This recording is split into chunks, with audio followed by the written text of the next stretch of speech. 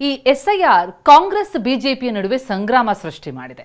ಅಕ್ರಮದ bomb ಸಿಡಿಸಿರುವಂತಹ BJP ಆಯೋಗಕ್ಕೆ ದೂರು ಕೊಡೋದಕ್ಕೆ ಮುಂದಾಗಿದೆ. ಅದಕ್ಕೆ ಕೈಪಡೆ ಕೂಡ ತಿರುಗೇಟು ಕೊಟ್ಟಿದೆ. ಮತ್ತೊಂದು ಕಡೆ ಕೇಸರಿ ಕೋರ್ ಕಮಿಟಿ ಸಭೆಯಲ್ಲಿ ಅಡ್ಡೇಟು ಕೊಟ್ಟಿದ್ಯಾರು ಅನ್ನೋದರ ಬಗ್ಗೆ ಕೂಡ ಚರ್ಚೆ ನಡೆದಿದೆ.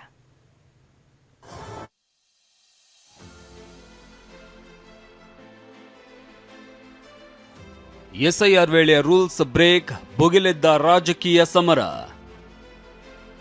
ಇಂದು ಚುನಾವಣಾ ಆಯೋಗಕ್ಕೆ ಬಿಜೆಪಿ ದಳ ಜಂಟಿಯಾಗಿ ದೂರು. ನಿಯಮದ ಪ್ರಕಾರ ರಾಜ್ಯ ಸರ್ಕಾರ ಎಸ್ಐಆರ್ ನಡೆಸ್ತಾ ಇಲ್ಲ. ಬಿಎಲ್ಒಗಳನ್ನ Hotel Management with AI. Join IIHM, International Institute of Hotel Management.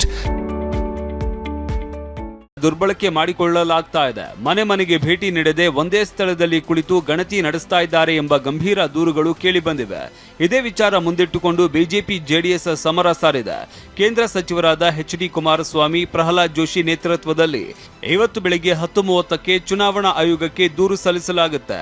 ಕೇಂದ್ರ ಸಚಿವೆ ಶೋಭಾ ಕರಂದ್ಲಾಜೆ, ವಿಪಕ್ಷ ನಾಯಕ ಅಶೋಕ್, ಛಲವಾದಿ ನಾರಾಯಣಸ್ವಾಮಿ, ಜೆಡಿಎಸ್ ಕೋರ್ ಕಮಿಟಿ ಅಧ್ಯಕ್ಷ ಕೃಷ್ಣ ರೆಡ್ಡಿ ಮತ್ತಿತರರು ಭಾಗಿಯಾಗಲಿದ್ದಾರೆ. ಇಲ್ಲಿ ಕರ್ನಾಟಕ ರಾಜ್ಯದ ಕೇಂದ್ರ ಚುನಾವಣಾ ಆಯೋಗದ ಸಿಇಒ ಅವರನ್ನು ನಾವು ಭೇಟಿ ಮಾಡ್ತೀವಿ.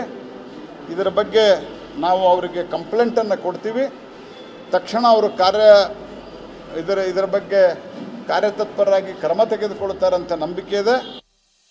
ಇನ್ನು ಎಸ್ಐಆರ್ ಮಾಡ್ತಾ ಇರೋದು ಕೇಂದ್ರ ಚುನಾವಣಾ ಆಯೋಗದವರು. ನಿಯಮ ಉಲ್ಲಂಘನೆ ಆದಾಗ ಅವರೇನು ಕತ್ತೆ ಕಾಯ್ತಾ ಇದ್ರ ಅಂತ ಗೃಹ ಸಚಿವ ಪ್ರಿಯಾಂಕ್ ಖರ್ಗೆ ಟೀಕಿಸಿದ್ರು. ಇದಕ್ಕೆ ಕೇಂದ್ರ ಸಚಿವ ಪ್ರಹ್ಲಾದ್ ಜೋಶಿ ಕಟುವಾಗಿ ತಿರುಗೇಟು ನೀಡಿದ್ದಾರೆ. ಆತಂಕ ಸೃಷ್ಟಿ ಮಾಡ್ತಾರೆ ಅದು ರಾಜ್ಯ ಸರ್ಕಾರಗಳ, ಕಾಂಗ್ರೆಸ್ ಪಕ್ಷನ. ವಾಟ್ ಇಸ್ ಎಲೆಕ್ಷನ್ ಕಮಿಷನ್ ಅವರು ಏನು ಕತ್ತೆ ಕಾಯ್ತಾ ಇದಾರ? ಅವ್ರದ್ದು ತಾನೇ ಜವಾಬ್ದಾರಿ. ಚುನಾವಣಾ ಆಯೋಗ ಕತ್ತೆ ಕಾಯ್ತಾ ಇದೆಯಾ? ಚುನಾವಣಾ ಆಯೋಗ ಎಲ್ಲವೂ ಸರಿ ಮಾಡುವ ಪ್ರಯತ್ನವನ್ನ ಮಾಡಿದೆ. ಆದರೆ ಕತ್ತಿ ಕಾಯ್ಲಿಕ್ಕೂ ಲಾಯಕಿರಲಾರ್ದಂತ ಒಂದು ಸರ್ಕಾರ ಏನಿದೆಲ್ಲ. ಮತ್ತೊಂದೆಡೆ ಸಚಿವ ಯುಟಿ ಖಾದರ್, ಎಸ್ಐಆರ್ ಚುನಾವಣಾ ಆಯೋಗದ ಜವಾಬ್ದಾರಿ, ನಾವು ಜನರಿಗೆ ಜಾಗೃತಿ ಮೂಡಿಸುವ ಕೆಲಸ ಮಾಡ್ತಾ ಇದ್ದೇವೆ ಅಷ್ಟೇ ಅಂದಿದ್ದಾರೆ. ಆದರೆ ಛಲವಾದಿ ನಾರಾಯಣಸ್ವಾಮಿ, ಶಾದಿ ಮಹಲ್ಗಳಲ್ಲಿ ಎಸ್ಐಆರ್ ಮಾಡಿದ್ರೆ ಮನೆ ಎಲ್ಲಿದೆ ಅಂತ ತಿಳಿಯುತ್ತಾ ಅಂತ ಛಲವಾದಿ ನಾರಾಯಣಸ್ವಾಮಿ ಪ್ರಶ್ನಿಸಿದ್ದಾರೆ. ಸರ್ಕಾರಕ್ಕೆ ಮತ್ತು ಚುನಾವಣಾ ಆಯೋಗಕ್ಕೆ ಸಂಬಂಧವಿಲ್ಲ. ಎಸ್ಐಆರ್ ಪ್ರಕ್ರಿಯೆ ಮತ್ತು ಸರ್ಕಾರಕ್ಕೆ ಸಂಬಂಧವೇ ಇಲ್ಲ. ಅದರಲ್ಲಿ ಕೇಂದ್ರ ನಮ್ಮ ಚುನಾವಣಾ ಆಯೋಗ ಮಾಡೋದು ನಾವು ಜನರಿಗೆ ಮಾತ್ರ, ನಮಗೆ ಮತ್ತು ಜನರಿಗೆ ಸಂಬಂಧ, ನಮಗೆ ಮತ್ತು ಮತದಾರರಿಗೆ ಸಂಬಂಧ. ಈಗಾಗಲೇ ಕರ್ನಾಟಕದಲ್ಲಿ ಸುಮಾರು 20 ಲಕ್ಷಕ್ಕೂ ಹೆಚ್ಚು ಬಾಂಗ್ಲಾದೇಶದವರು ಇದ್ದಾರೆ ಅಂತ ಮಾಹಿತಿ.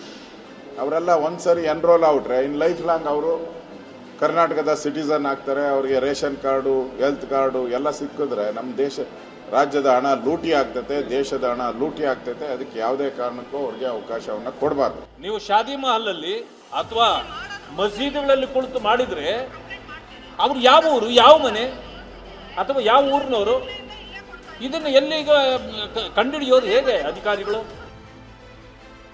ಬಿಜೆಪಿ ಕೋರ್ ಕಮಿಟಿ ಸಭೆಯಲ್ಲಿ ಎಸ್ಐಆರ್ ಬಗ್ಗೆನೇ ಗಂಭೀರ ಚರ್ಚೆ.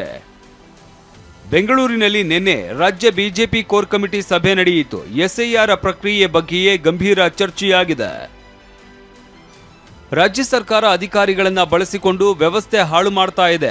ಎಸ್ಐಆರ್ ಪ್ರಕ್ರಿಯೆಗಳನ್ನ ಗಂಭೀರವಾಗಿ ತೆಗೆದುಕೊಳ್ಳಬೇಕಿದೆ.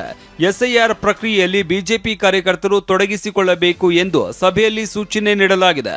ಅಲ್ಲದೆ ಕೋರ್ ಕಮಿಟಿಯ ಪ್ರತಿಯೊಬ್ಬರ ಸದಸ್ಯರಿಗೆ ತಲಾ 3 ಜಿಲ್ಲೆ ಹಂಚಲಾಗಿದೆ ಅಂತ ಬಿಜೆಪಿ ರಾಜ್ಯಾಧ್ಯಕ್ಷ ವಿಜಯೇಂದ್ರ ತಿಳಿಸಿದ್ದಾರೆ. ಈ ಕಾಂಗ್ರೆಸ್ ಸರ್ಕಾರ ಅಧಿಕಾರಿಗಳನ್ನ ದುರ್ಬಳಕೆ ಮಾಡಿಕೊಂಡು ಇಡೀ ವ್ಯವಸ್ಥೆಯನ್ನ ಹಾಳು ಮಾಡುವಂತ ಕೆಲಸ ಏನು ಮಾಡ್ತಾ ಇದ್ದಾರೆ.